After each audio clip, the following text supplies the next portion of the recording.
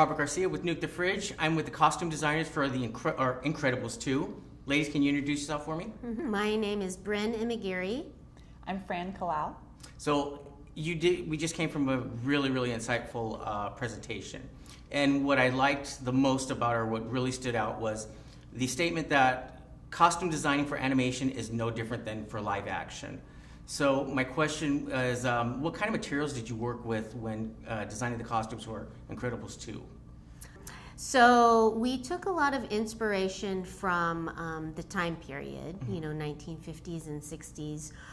The thing about Brad that's cool is that he asks us to look at a time period for inspiration, but he isn't stuck in that time period. So we take liberties by using materials that are correct for us. But we don't have to always adhere to 1950s, 60s. So it's kind of this blend of all time periods. And I also feel like it makes the movie feel timeless in a way. When we look at the first film and we look at Incredibles 2, I feel like there's a timelessness about it that I like. You also showed us some slides of outfits that are like two-piece outfits that I'm familiar with because I've done some Halloween costumes for the kids. And can you tell us a little bit about your design and concept for for your background characters mostly, where I like how they don't stand out too much but they blend in just right. Sure. So for our background characters, you want them to be a part of the background, but not to distract from the principal action on screen. And so Bryn had us use more muted colors so that they don't pull attention and focus from the family. But we also made some really smart and efficient choices, I think, about the way that we dress them. We use separates as much as possible. So even though something might look like a dress, it's probably a shirt and a skirt that are just the same color.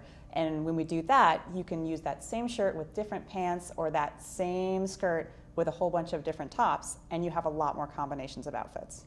So the concept is basically you have the outfit set. You can just manipulate it with different colors and a different feel for the various background characters. Yeah, that's an entirely other access of diversity that we can have in the background characters. So even if we have only 12 outfits, we can change the pattern and the weave and the color to have even more visual diversity in the background characters. Now, for Incredibles 2, did you find anything challenging as far as costuming for the second movie? I mean, I know first one you may have been limited with technology, but second time around you get to revisit it. So what was there anything challenging the second time? Well, I feel like in the first film, we always wished that we have a little bit more time to get things a little bit better. And so it was nice to go back now and get into that world again and be able to add all of the great things that we have available now in technology that we didn't have back then. I feel like one of the big things that we didn't have in the first film was just the complexity of the costumes. Before they were very simple and we couldn't do very much with them, and now with Fran and her team we were able to do so much more just in terms of the way the fabrics moved, the way that they were cut. It's just a lot more lovely now. Now, really quick before we close it out, there is an Edna E mode fashion line. Will we possibly see that? Blu-ray, DVD special features? I know that's a little bit down the line. You're going to have to find out. Excellent. Thank you so much. Thank you for having us today. Nice we to meet really you. appreciate it. Congratulations on Incredibles 2. Thank you so much. Nice to meet you.